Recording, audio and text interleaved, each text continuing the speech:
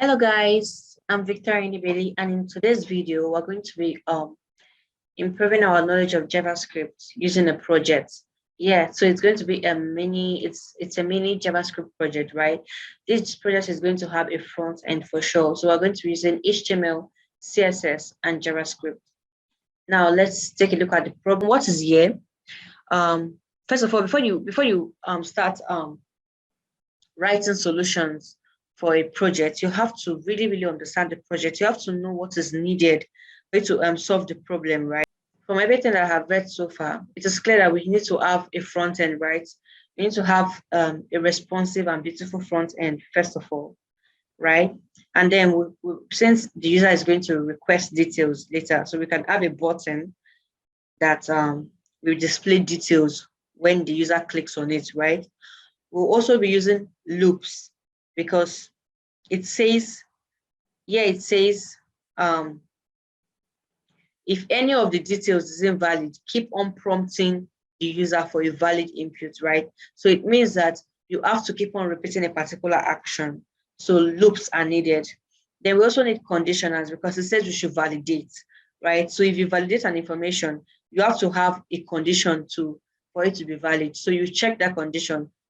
Does this thing meet up with this condition? If yes, do this. If yes, it is valid. If no, it is not valid, right? So that means we need conditionals like if, else if, and else, right? So we need conditionals, that is if else.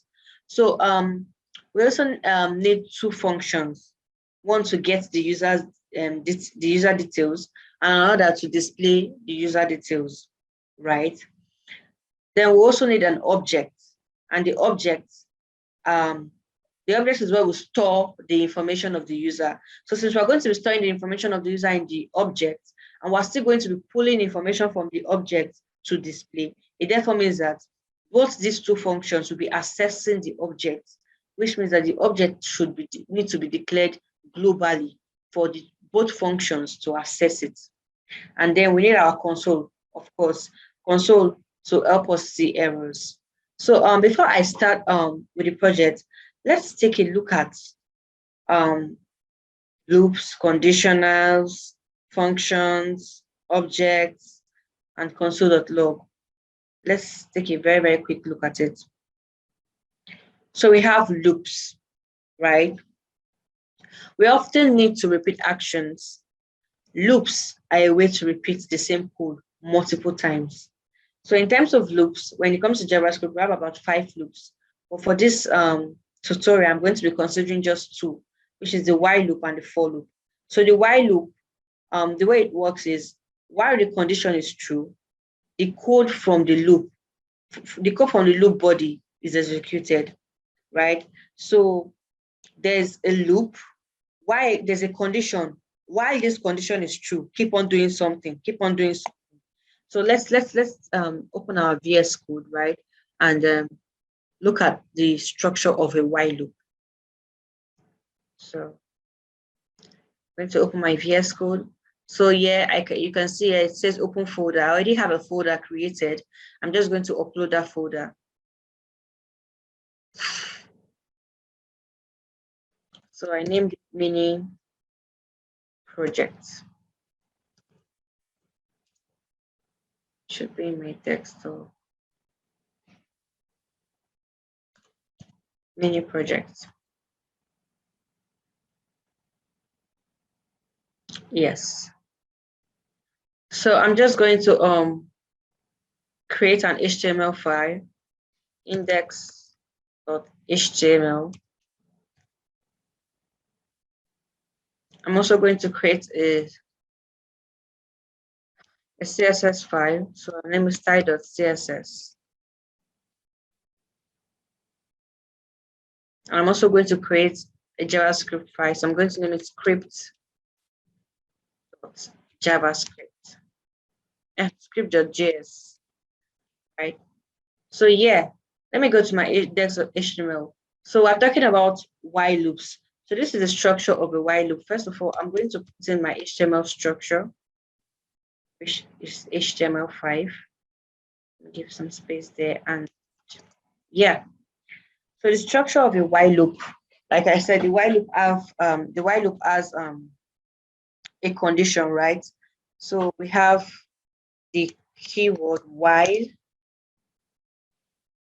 no. So I'm going to actually, the while loop is should be in the JavaScript file, right? So we're just going to start typing in. So the while loop, you use the keyword while, right? Use the keyword while, and then you put in the condition. So while, let's say number, while number is less than 10,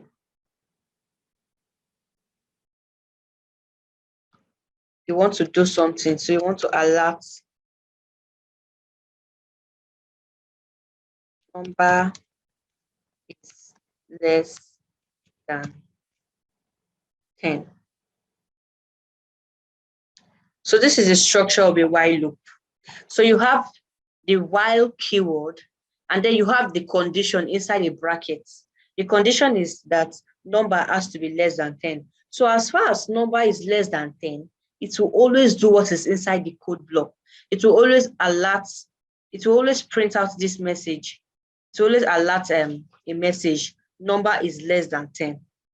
So, but immediately number is greater than 10. Immediately number is greater than 10, it's going to stop. It's not going to run this anymore. So while number is less than 10, it's going to always do this, right? So this is the structure of a while loop. So now for the for loop, right? Let's go back to our. So for the for loop, it says the for loop is more complex, but it is also the most commonly used loop. And that is very correct. Many people use for loop. For loop is actually very, very popular. It's commonly used. So the structure for a for loop is very, very similar to a while loop.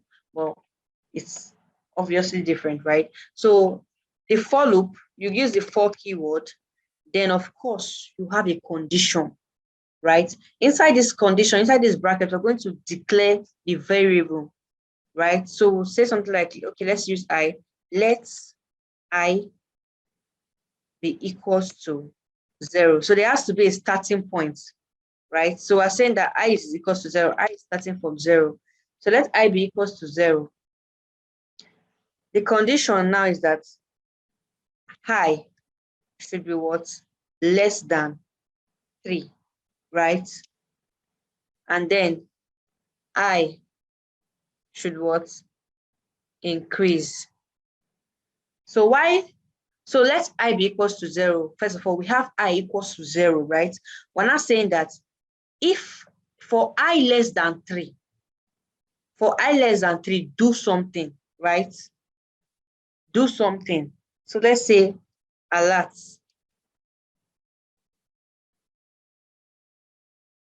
Alert. I love you, right? It's initializing I first of all inside this bracket. So it's saying I is equals to 0. Now we're looking at I. For I less than 3, print out I love you, right? Then increase I. So it will increase I, it will come back here. By this time, I will be equals to 1. It will not check. Is 1 less than 3? 1 is less than 3. It will perform the action. Then increase I. It will go back again and check. I is equals to 2 now. 2 is 2 less than 3. If 2 is less than 3, yes, it will print out again, I love you, and increase I. This time now, I is equals to 3. It will check. Is I less than 3? Is 3 less than 3? 3 is not less than 3. Then it will stop, right? So this is the way loop works. It keeps on, it performs certain action repeatedly based on a condition. So if a condition is true, it will perform an action. It will keep on performing the action as far as that condition is true. But once the condition is false, it stops, right? That is how loop works. So let's go back to our slide. So yeah, the next thing here is conditionals. So sometimes we need to perform different actions based on different conditions. To do that, we can use the if statement. So the if statement evaluates a condition in parentheses, and if the result is true, executes a code block, right? So the way the if statement works, once a condition is true, it performs what is inside the code block. So let's look at the syntax for an if statement, right? So we have if, you put in the condition, what are you checking for? So let's say if gender is equals to female. So if gender is equals to female, we want to print out, want to alert, welcome. Let's say want to alert, you are a lady. If gender is equals to female, it will alert, you are a lady, right? If this condition is not met, it will not do anything. It will just ignore. But once this condition is met, it's going to alert, you are a lady. Now, what if we have other conditions that we want to check? We can now use an else if. So we can come down here and do else if, and then we'll put in another condition, right? The condition we want to check. So else if gender is equals to male, right? Want to print out, to alert, you are a guy, right?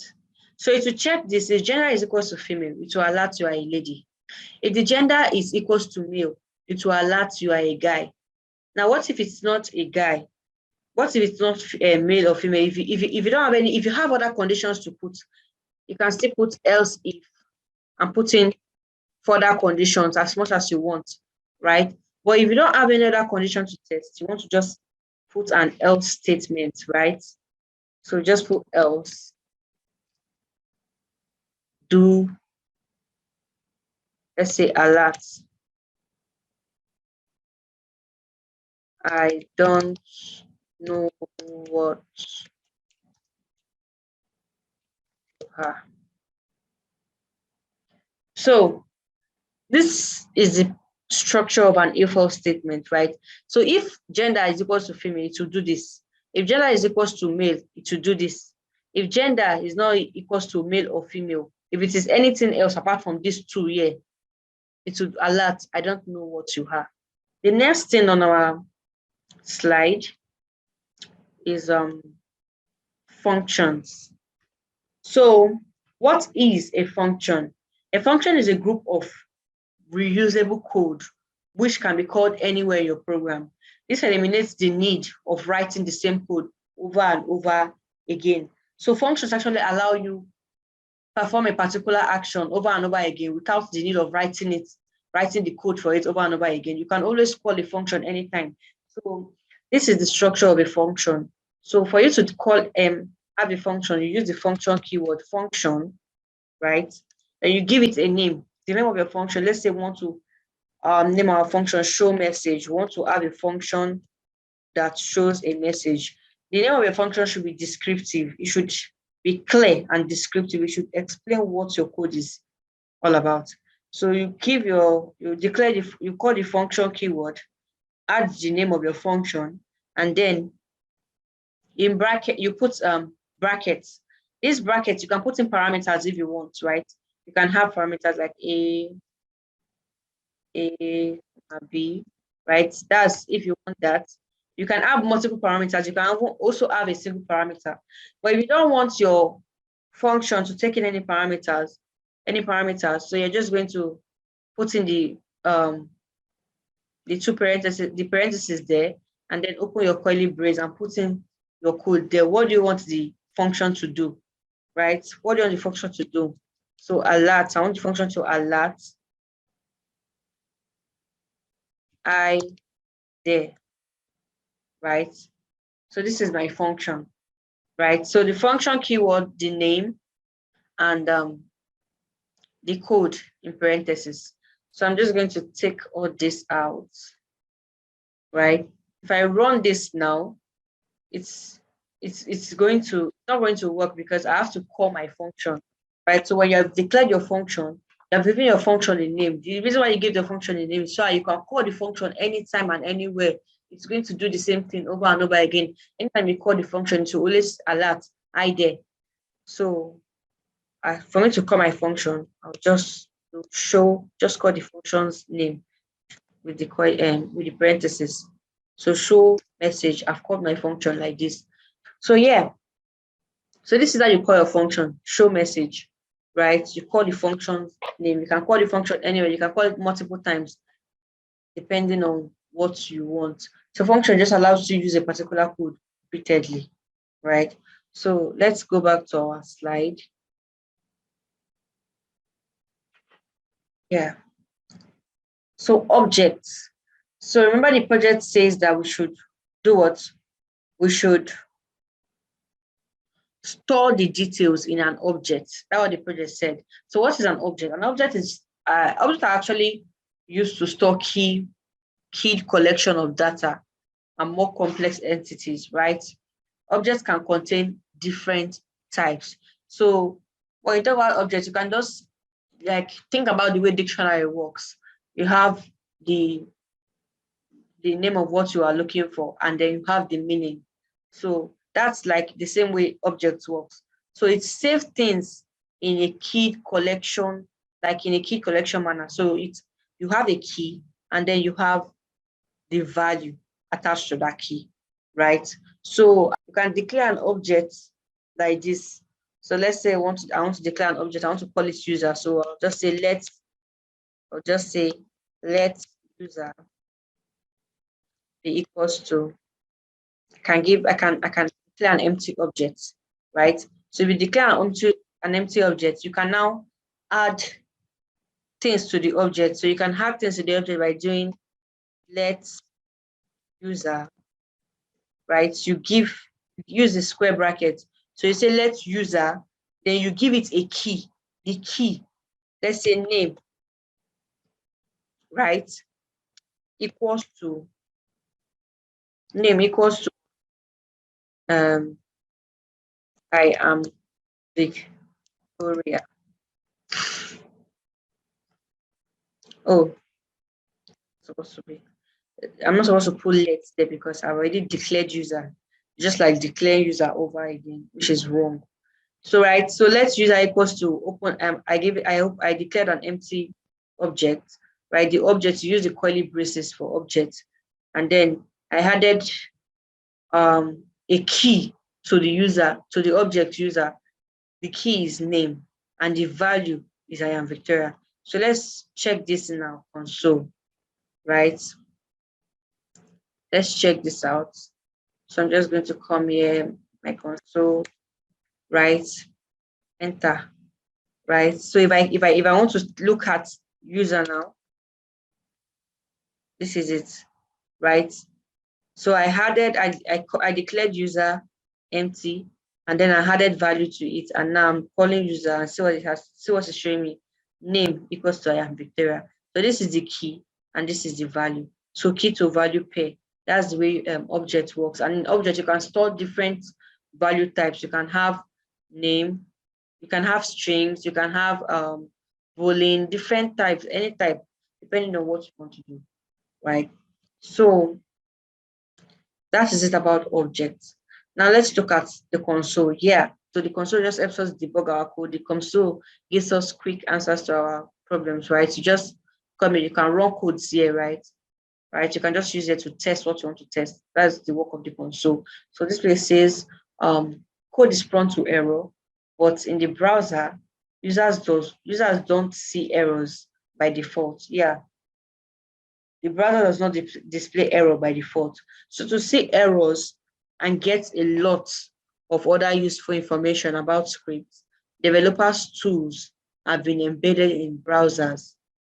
The JavaScript console is a command line interface in your browser that can execute snippets of code.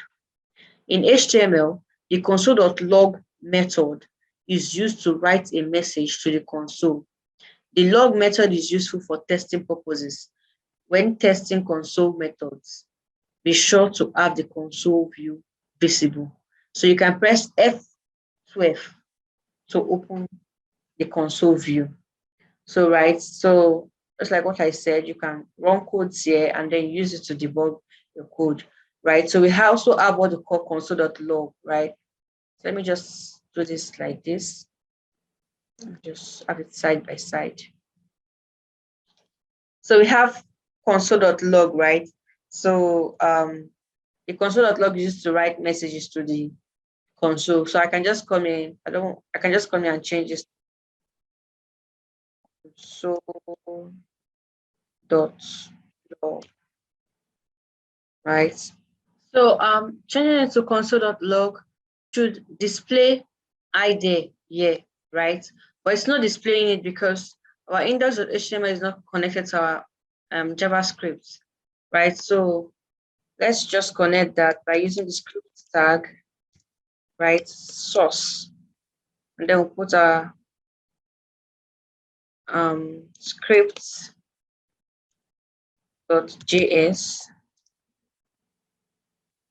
of course, close the tag, right? So let's just link our CSS file too. So link, right? Source. So we have the relationship, which is style sheet, and then we have the href, right? Style.css. So yeah, we've connected our JavaScript and CSS files. So let's start sheet here. Let's go here. So you can see now that we have ID, right? We have ID display. So the console.log just prints out something on the console, right? That's what the console.log helps you do. So it just helps you debug, right? So you can just use console.log to print out the value of something to see if it works well, right? So it's printing out ID. If you did something else and now, okay, our code is faulty, right? So let's say, so now our code is faulty. So it helps us debug, right?